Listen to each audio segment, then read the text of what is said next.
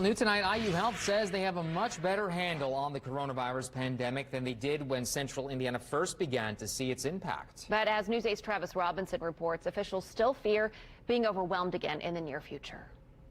IU Health Methodist says they used to have 6 or 7 full COVID units. Now they only have a handful of COVID patients between a couple different units. But they say the virus isn't over.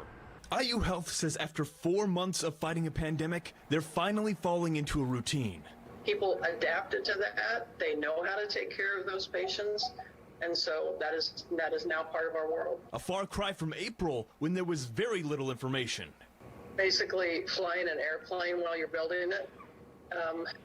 It was so much information and it was changing very rapidly. The stresses got worse for staff's personal lives, like Tarina Bradley told us back in April. My kids are little and they just don't understand why I'm under stress and why mommy's crying and, you know, why they can't give me a hug as soon as I walk in the door. IU Health said they were preparing for the worst every day, but little by little virus patients went home and the units emptied. I think we're all hopeful that the worst is behind us.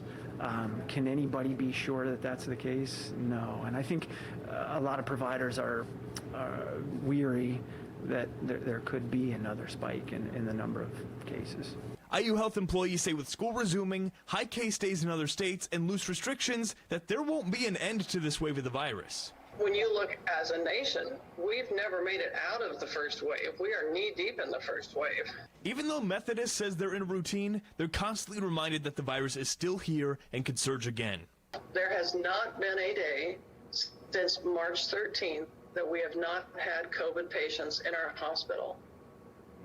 That is a staggering thing to think about. They want to extend that reminder to everyone so they can hopefully prevent hospitals from looking like they did back in the spring. That it is still here, that this is not over with, that even if the number of hospitalizations have decreased, we still need to take the recommended precautions to deal with that.